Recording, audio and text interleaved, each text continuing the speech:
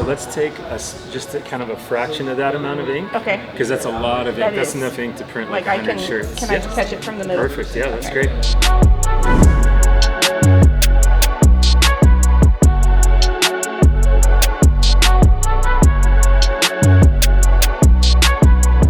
We're in day one of our screen printing class. We have some artwork that our students have sent in, and we're gonna kind of prepare it. We're gonna print films and burn screens tomorrow and print their images. Usually the images require a little bit of preparation, maybe not too much, but we're getting through it. I wanna make sure that our students are able to get the maximum value from the class and print their own designs. So we've incorporated a free pre-burned screen into our class. So each of our students gets a pre-burned screen, and right now I'm preparing the art for each student to make the screen. For our screen printing class, each student sends us a design for a one-color imprint, and we burn that onto a screen for them to take with them after the class.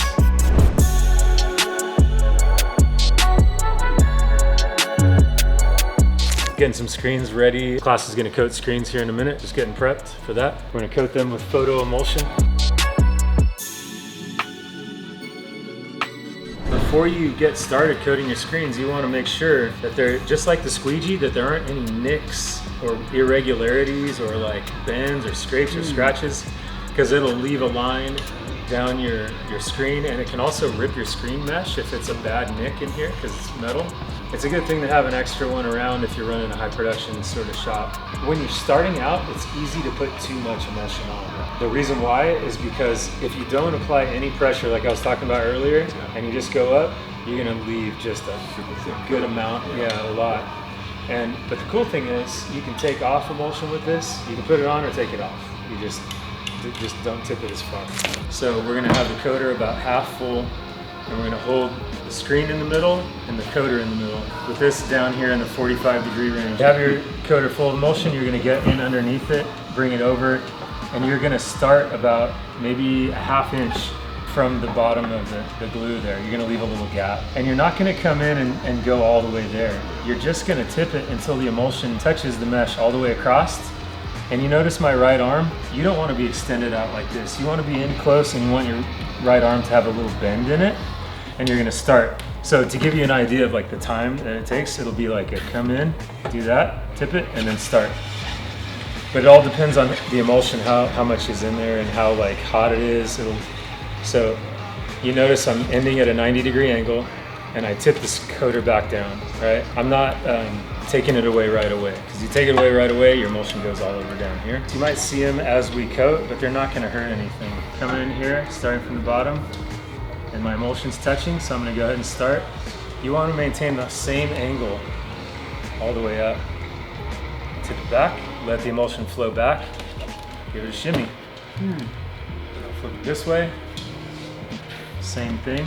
And if I'm way over that way or way over this way, like I'll just kind of like correct a little bit so I cover this side of the screen, even though we're not gonna be printing like a ½ inch from the edge of the screen, it doesn't really matter.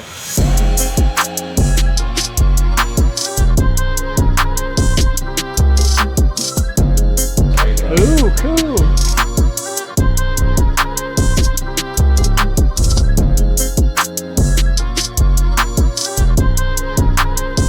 Essentially, I'm sitting here at the screen printing press. I'm standing at the press.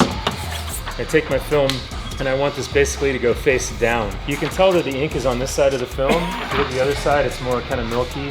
You want the ink side to touch the mesh and go down like that. One easy way to see how your film goes on your screen is to, if there's text on here, to read the text, right? And then it goes facing down. Kind of a full front, we're gonna use these center lines. I always put center lines even on a one color, because then we can put them in the center of the screen, and then we have a center line on the palette. We can bring our screen down, justify it to those center lines, and we know it's just centered perfectly, and it's really easy to do. I'm gonna make my imprint coming down about 5 inches from the outer edge of the screen frame. You always wanna measure from the outside, and then we measure from the top pretty much only. Make sure that your exposure unit is clean.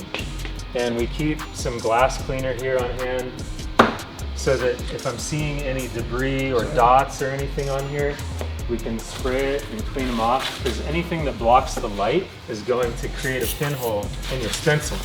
So we want to make sure there's no weird particles in there that are gonna block the light.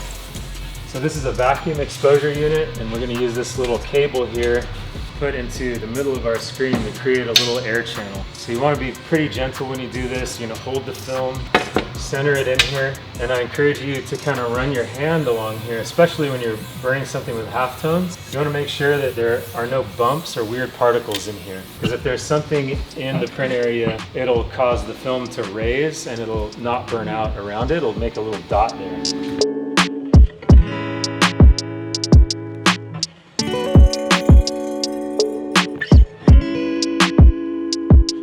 Peel our film off.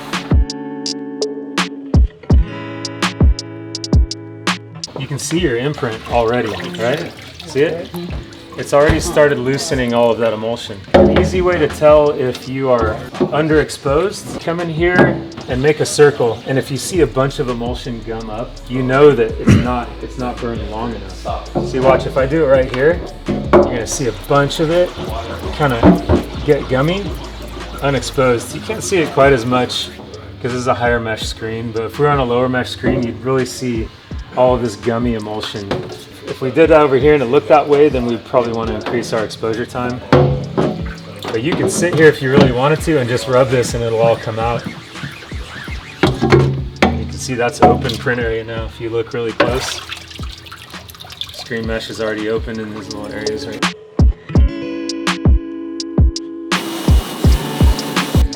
Magical. With halftones especially, I like to turn it around because you're gonna open those halftone dots even a little bit more when you hit it from this side, but you don't want to be too aggressive because the halftones are easy to blow out. So if you come in too close, you might blow your halftones out. So you want to stay a little bit far back.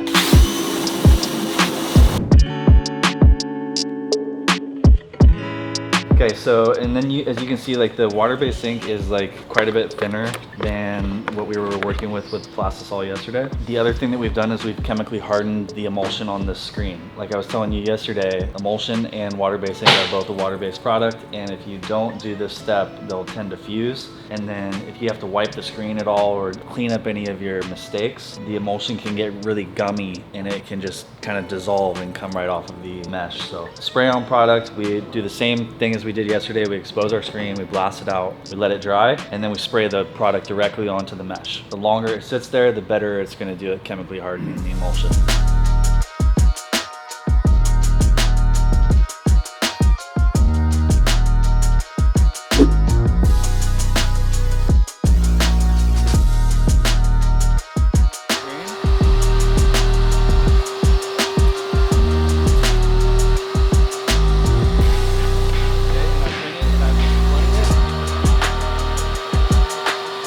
So if you were to treat it like we were yesterday, the mesh, the ink that's still in the mesh, the small amounts would start to dry and then your screen would be clogged.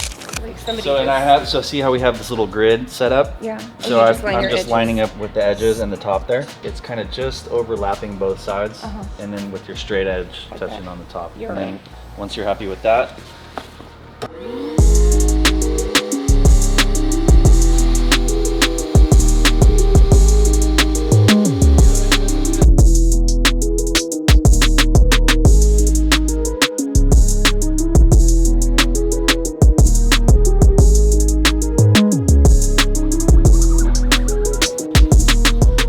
it's a little bit brighter. If you lay down a good bed for the second layer, it's gonna pop. that's pretty dope. Pretty sick, huh? You're gonna maintain all of that detail. It's gonna stay very nice, but this outer solid area is gonna be brighter, and it's gonna come alive a little bit more. Okay. The printed dozen shirts right here. Okay. So you're good. You don't have to flood it more than once, as long as there's ink in the print area. Cool. Right there. There we go. Nice and bright. And your halftones are all still there.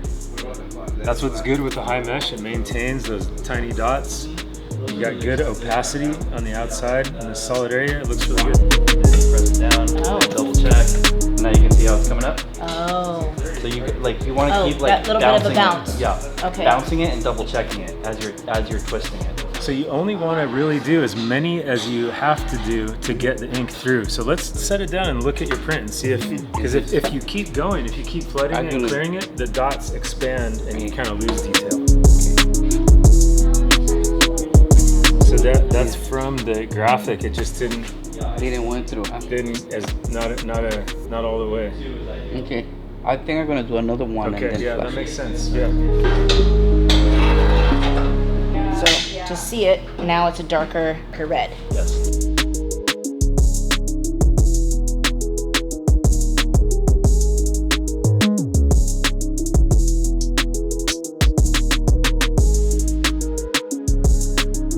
You're aiming to print with the sharp end of the squeegee blade. Put your hands all the way on the edge of the squeegee, like it looked like you were kind of in here like this, all the way on the edge of the squeegee, and equal pressure, push down and forward as you're doing. Getting there. Okay, well, that's great. But he That's said great. to put one foot. Power stints. Yeah. Yeah. That's Do what- one that's- more and then get that ink and push it to the other side. Yep. Perfect.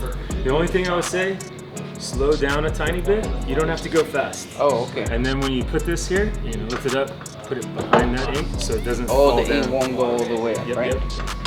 And then, Yep. looks Looks good, great. right? You got dry And they now. go to the flasher, right? You got it.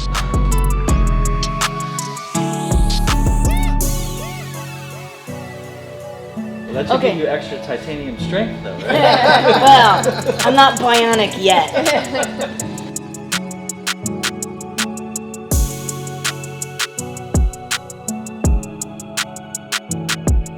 Hey guys, this is George. I'm at NorCal Screen Print class. Hey, it's been a blast here. I've learned a lot. I suggest that anybody that's interested in doing this ought to come out. It's never too late to learn. Hello, my name is Roger Sanchez. I had fun in this class. It was pretty good. I learned a lot, so I recommend it to you guys.